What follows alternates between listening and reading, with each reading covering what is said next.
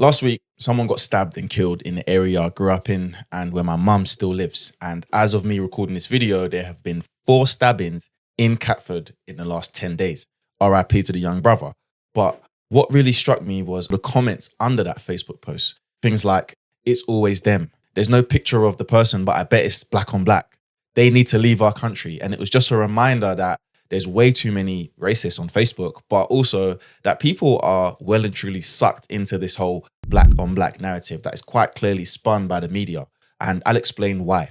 Every few months, the same story hits the headlines.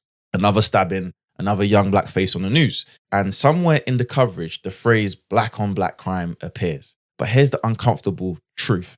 It is a little bit of a myth. The majority of the crime in Britain isn't committed by black Britons, obviously. It's not even interracial. Most of the time, it's actually white on white crime, and it always has been. Today, we're going to unpack the real numbers and why this myth still shapes how people see an entire community. I'm going to break down the real statistics behind knife crime and murders in the UK, and why crime is always intraracial, and how media bias turns normal patterns into racial stereotypes. And also, why do we ignore the white on white crime? Because that's what keeps the national conversation slightly dishonest. And by the end, you'll be able to see how one misleading phrase has completely warped the public perception and how the truth has always been hiding in plain sight. So, knife crime in England and Wales has surged in the last 15 years, but not in the way that the newspapers frame it. In 2010 and 2011, police recorded around 34,000 knife or sharp instrument offences, and this fell to about 27,000 by the time we hit 2014 during a low crime period. But by 2019, right before the pandemic, offences had pretty much doubled to roughly 52,000, the highest on record. Obviously, with lockdowns, COVID, all that good stuff, lockdowns pretty much caused a big dip and the numbers went down. But then we had a rebound, and as of March 2024, it got back up to 50,000 knife offences. That's actually 4.4% higher than the year before. And I'll put a graph in this video somewhere for you guys to see what I mean visually. Regionally, the crisis of stabbings and knife crime is usually concentrated in the cities. So in the Midlands, they recorded around 178 knife offences per 1,000 people in 2023 and 2024, which was actually the highest in the whole country. The Met Police accounted for about 31% of all knife crime in England and Wales, meaning about 1/3 of all incidents happened in London. Once you leave the major cities, knife crime drops quite significantly, a lot lower than you would expect. Certain areas of Wales only have 20 incidents per 100,000 people. So we know that knife crime is not a national crisis in the way that it's presented. When the media talks about crime as a national epidemic, they're really talking about a few dense urban regions. This isn't just black on black crime. It's urban on urban crime in a way. And that's like a social problem more than a racial problem. But I'll get into the depths of what that means in a second. So before I get into the next part of this video, I need you to ask yourself why. Why is knife crime always framed as a racial issue? When if you take your time and actually look at the data, you'll uncover it's more than just race. And that's why I say context matters. Because from March 2021 to 2022, there were 282 knife murders, the highest ever recorded in the UK. Of those, 63% of those victims were white and 21 were black. The rest were Asian or of mixed ethnicity. So the majority of victims, and by extension perpetrators, are not black. Most violence happens within communities, not between communities. Now, that doesn't mean that blacks, whites, and Asians don't fight and kill each other. Of course, do, unfortunately. But the majority of crime is actually committed by people of the same race as you, which is what makes the whole black on black crime thing a bit nonsensical. I mentioned this at the top of this video, but according to the ONS, in 86% of homicides where the victim was white, the suspect was also white. And among black murder victims, 67% were killed by black suspects. Let's pause for a second.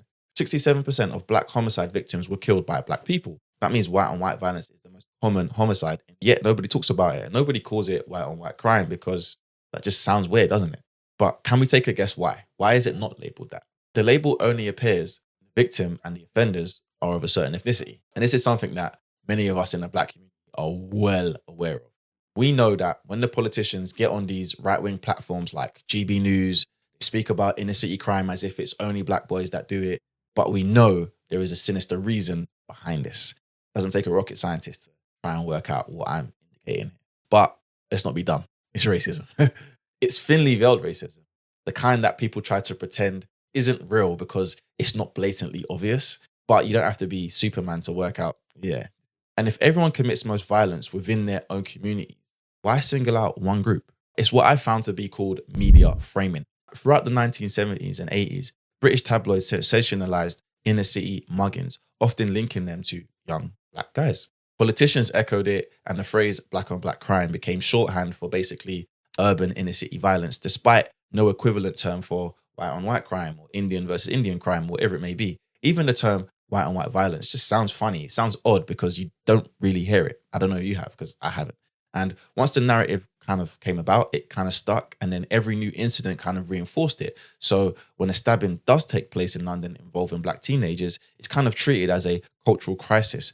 But when the same thing happens in Glasgow, where almost every person involved is white, it's treated as a political issue. No one said that they are more prone to violence, because we know that actually all races of people are prone to violence. But black youth is specifically racialized. The double standards turned a normal sociological fact, people hurt people near them, into a moral conversation about race. The most eloquent put down of the black on black crime myth was from Akala, who broke it down in a way that was a lot easier to digest. Statistically, it looks like in London right now, this is predominantly a problem of young black teenage boys who are members almost exclusively of gangs attacking each other, so that the perpetrators and the victims appear to be almost exclusively young black men. Do you think there is a racial element to that in terms of any cultural issues, racial issues? Or do you think it's the same problem they had in Glasgow, where they were white, but actually the race part of this is something that we might look at the statistics and think it's a black problem when it's not? Okay, so there are several regions of the country, let's just look at the facts, that have higher murder rates than London does. Clearly, throughout human history, black people have not had anything remotely resembling a monopoly on violence. Over the last few years, some of the most horrendous knife attacks, both the victims and the perpetrators, have been white, and they've not been from London, including a 13-year-old girl stabbed to death in Southampton, a 16-year-old stabbed to death in Dinnington, a 7-year-old girl stabbed to death in York, a 5-year-old stabbed to death by its own mother in Oxfordshire. When both the perpetrator and the victims are white, race suddenly becomes unimportant.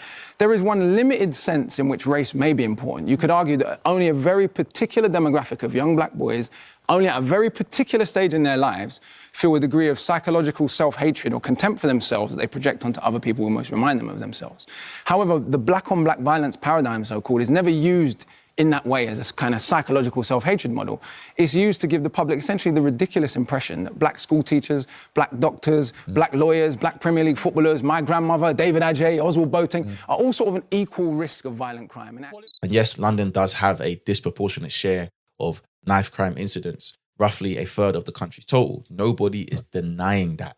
London has major issues. I mean, someone literally died on my doorstep a few years ago. Someone got shot at my street a couple of years ago.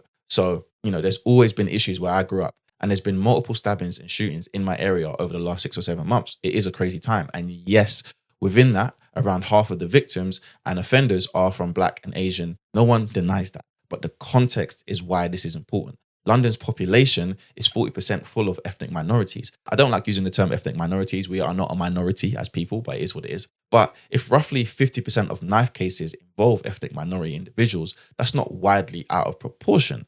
It actually reflects where the population lives and also where the poverty clusters, which we'll get into in a bit. And if we look a bit deeper into the data, we can see from 2017, 53% of suspects in knife possession cases were black. 37 were specifically young black men under the age of 25. It's a tragedy, not because of the race, but just because of the inequality.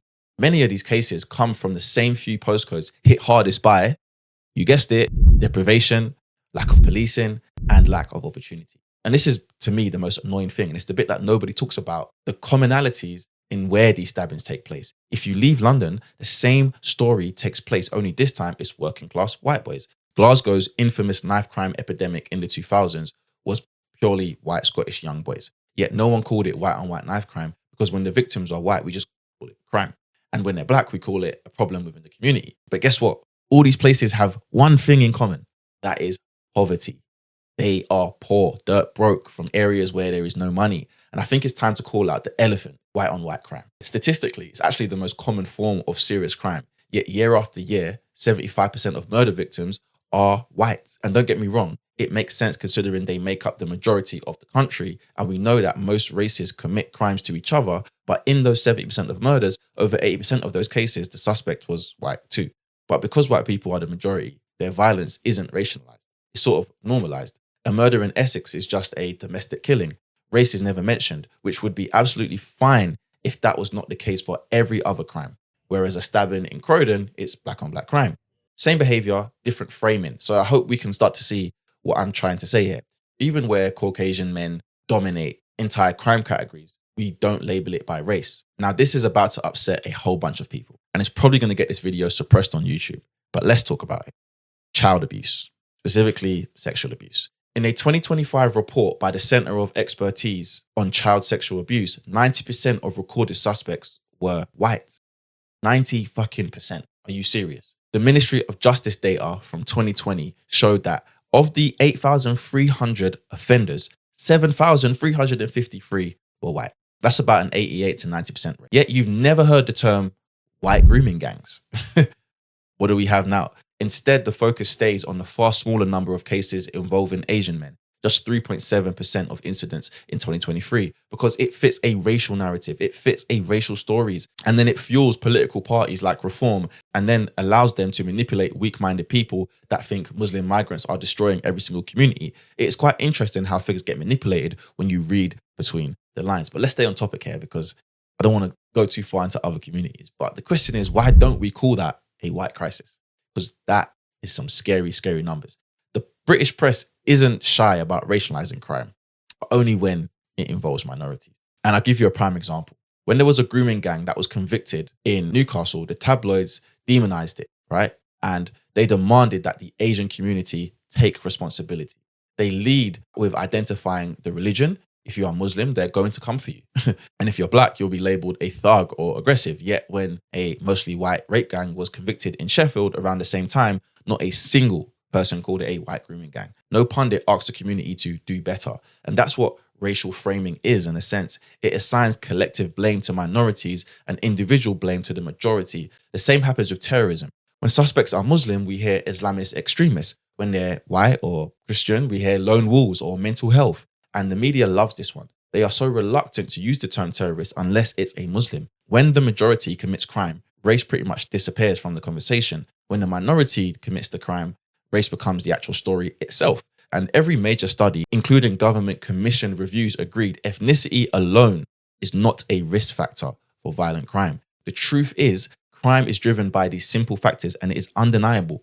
Poverty, deprivation, social exclusion, policing intensity, and community disconnection. In London, black communities are often policed with heavy-handed tactics, over-policed, and underprotected. This inflates recorded offence rates, even when behaviour patterns are similar to other groups. Compare that to the white working class estates in places like Glasgow, Liverpool, and parts of Manchester. The same social ingredients, the same outcomes. Wherever you find high rates of poverty, you will find high rates of crime. In communities where there are major socio-economic issues, you are going to find immense violent crime. It is not rocket science. Yet there seems to be an agenda taking place. Crime is a social symptom, not a genetic one. It didn't come from me being born this color, unfortunately. So what does this all mean? It means that black on black crime is a myth. Not because violence doesn't exist, but because the label itself is dishonest. It hides behind a simple fact. Most victims and offenders in the UK are white. Most violence is intraracial, and crime follows poverty, not pigmentation. And the myth matters because it shapes how people are policed, punished, and perceived. And also, it kind of justifies racial profiling because it fuels the fear. And ultimately, it lets Britain and the UK ignore its own reflection. Now, look, if you've made it this far, you already know numbers tell one story, narratives tell another. And the next question is, who built the narrative and why? Because behind every myth is someone who benefits from it.